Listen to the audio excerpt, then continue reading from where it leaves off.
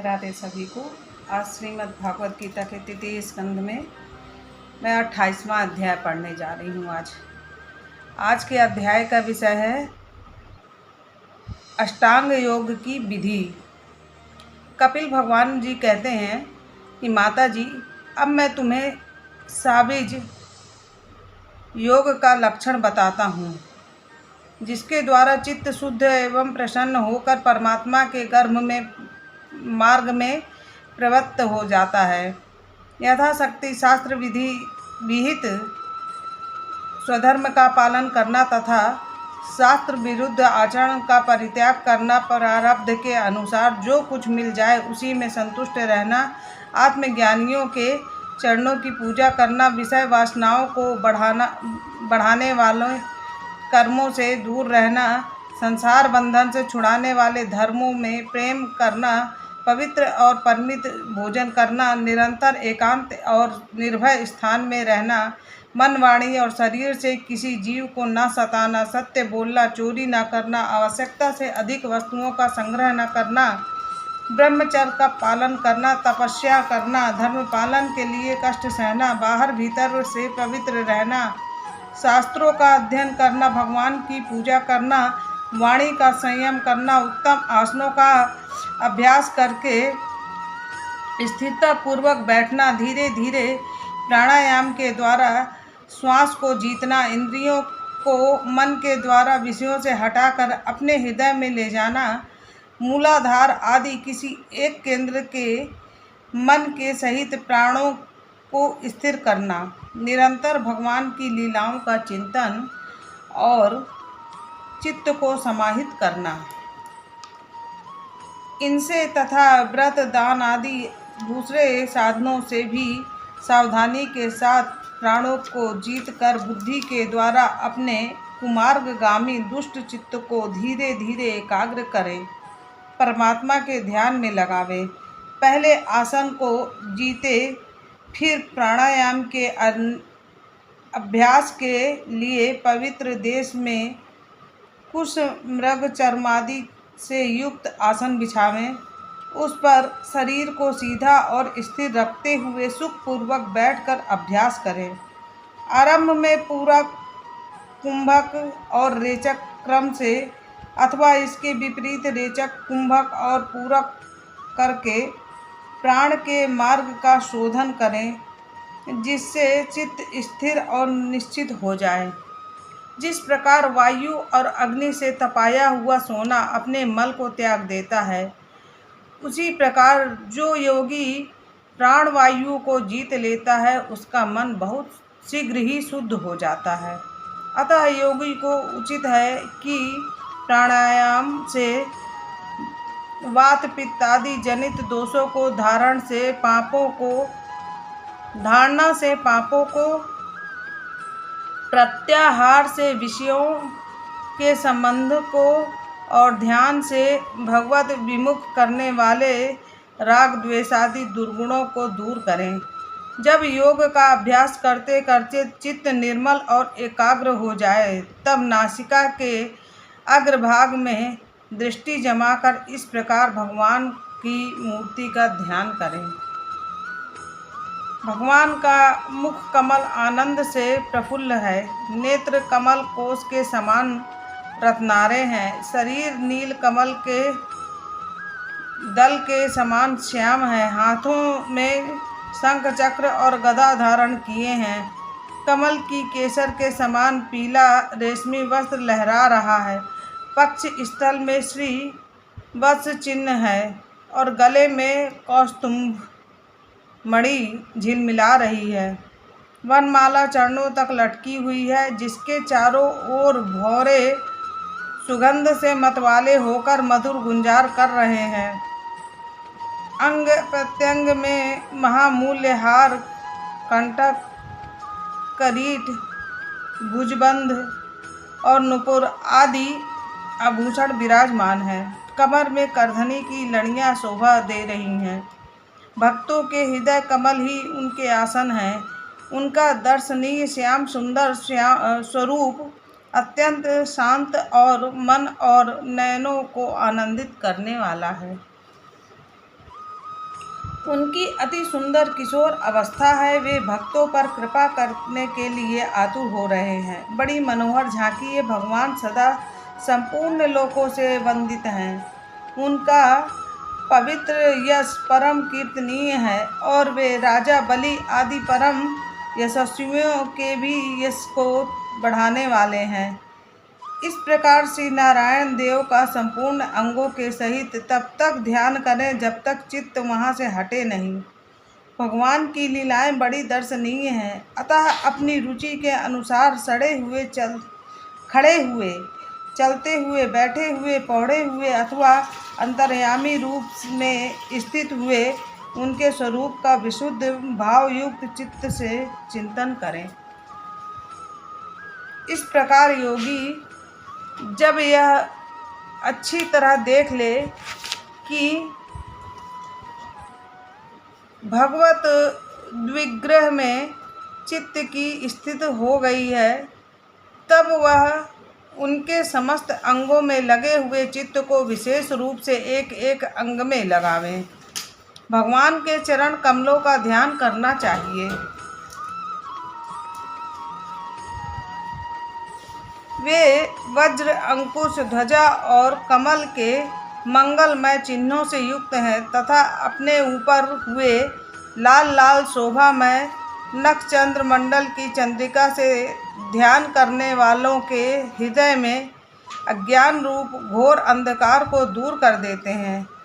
इन्हीं की धोवन से नदियों में श्रेष्ठ श्री गंगा जी प्रकट हुई थी, जिनके पवित्र जल को मस्तक पर धारण करने के कारण स्वयं मंगल रूप श्री महादेव जी और भी अधिक मंगलमय हो गए।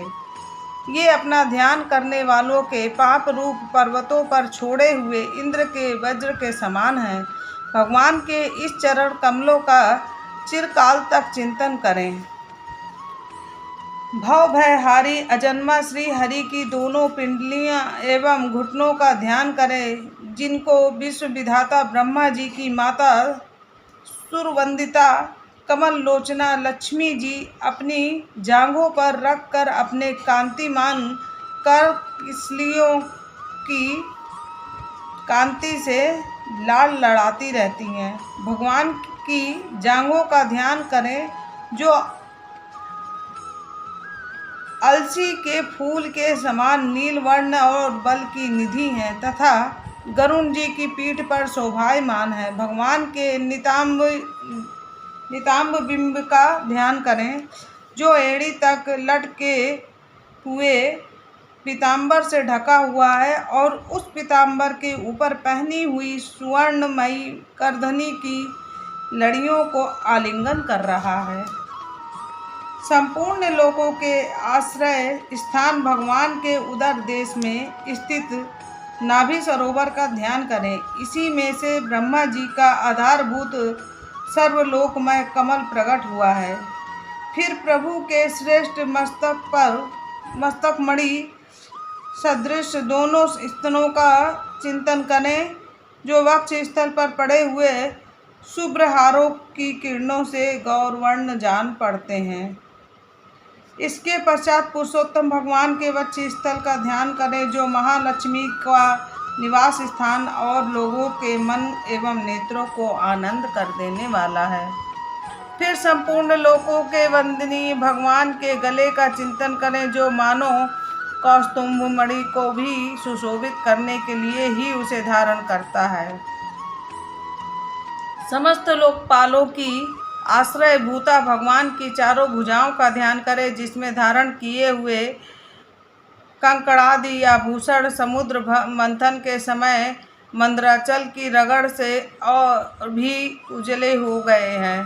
इस प्रकार जिसके तेज को सहन नहीं किया जा सकता, उस सहस्त्र धारों वाले सुदर्शन चक्र का तथा उसके कर कमल में राजहंस के समान विराजमान शंख युक्त का चिंतन करें।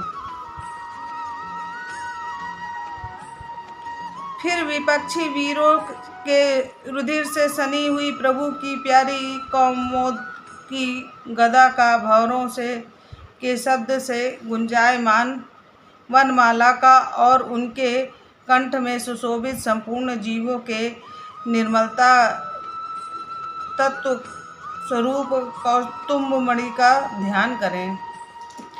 भक्तों पर कृपा करने के लिए ही यहाँ साकार रूप धारण करने वाले श्री हरि मुख कमल का ध्यान करें, जो सुघड़ नासिका से सुशोभित है और झिलमिलाते हुए मकराकृत कुंडलों के हिलने से अतिशय प्रकाशमान स्वच्छ कपोलों के कारण बड़ा ही मनोहर जान पड़ता है।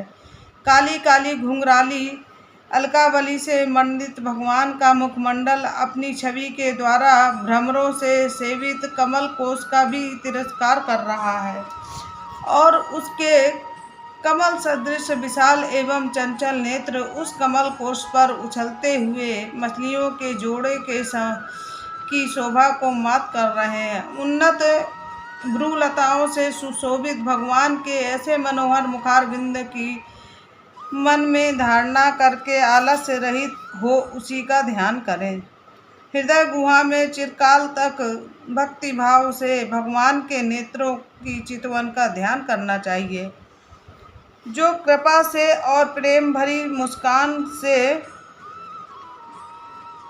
क्षण क्षण अधिकाधिक बढ़ती रहती है, विपुल प्रसाद की वर्षा करती रहती है और भक्तजनों के अत्यंत घोर तीनों तापों को शांत करने के लिए ही प्रकट हुई है। श्री हरि का हास्य प्रणत जनों के तीव्र से तीव्र शोक के अश्रु सागर को सुखा देता है और अत्यंत उदार है।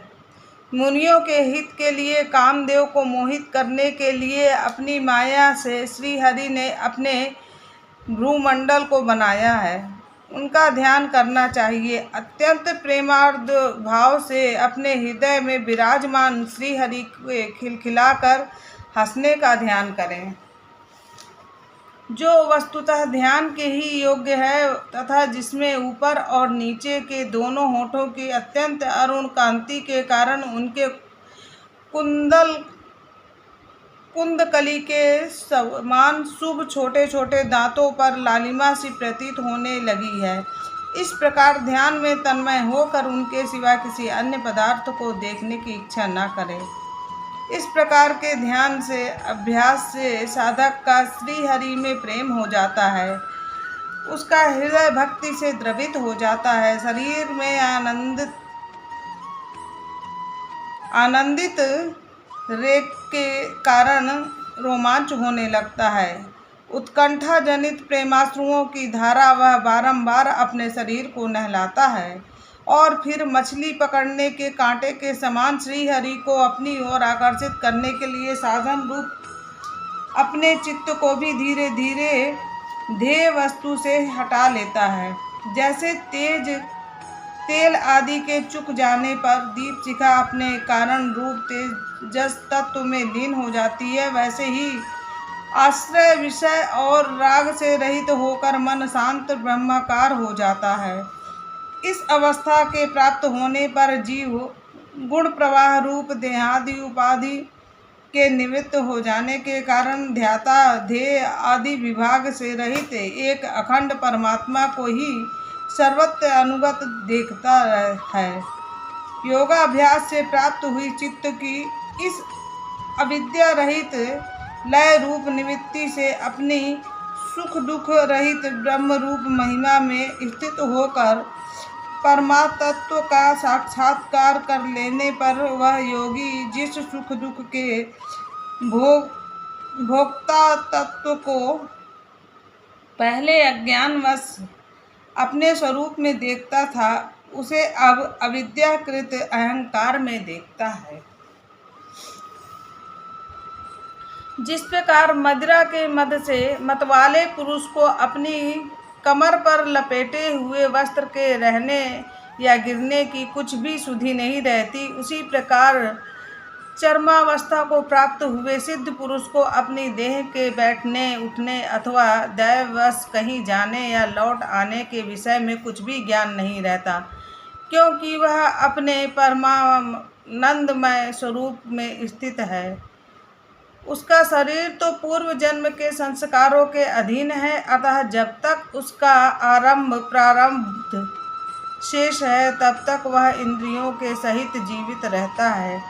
किंतु जिसे समाधि पर्यंत योग की प्राप्ति हो गई है और जिसने परमात्मा तत्व को भी भांति भांति जान लिया, वह सिद्ध पुरुष पुत्र कलत्रादि के सहित इस शरीर को स्वप्न में प्रतीत होने वाले शरीरों के समान फिर स्वीकार नहीं करता, फिर उसमें अहंता ममता नहीं करता। जिस प्रकार अत्यंत स्नेह के कारण पुत्र और धनादि में भी साधन जीवों की आत्मबुद्धि रहती है, किंतु थोड़ा सा विचार करने से ही वे उनसे स्पष्टतया अलग दिखाई देते हैं, उसी प्रकार जिन्हें यह अपना आत्मा मान बैठा है, उन देहादि से भी उनका साक्षी पुरुष पृथक ही है।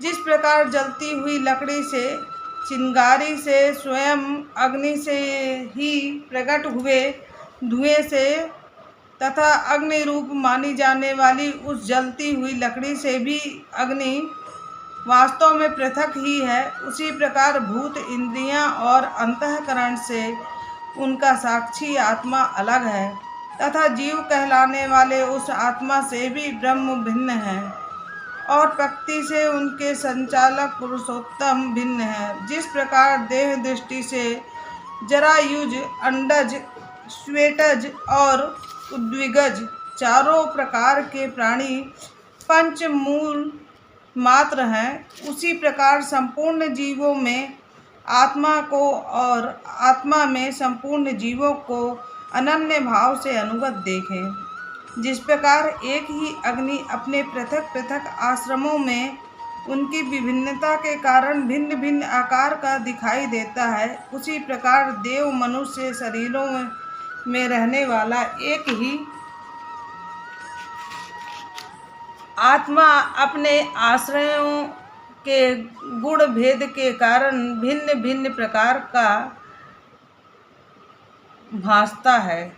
अतः भगवान का भक्त जीव के स्वरूप को छिपा देने वाली कार्यकाल रूप के परिणाम को प्राप्त हुई भगवान की इस अचिंत्यमय शक्तिमयी माया को भगवान की कृपा से ही जीतकर अपने वास्तविक स्वरूप ब्रह्म स्वरूप में स्थित होता है। आज का ये 28वां अध्याय समाप्त हुआ और ये तृतीय स्कंद का 28वां अध्याय था। 29वें अध्याय में कल हम आपको फिर मिलते हैं और आप मेरे चैनल को सब्सक्राइब कर लीजिए ताकि आपको रोज़ का नोटिफिकेशन मिल सके। राधे राधे सभी को।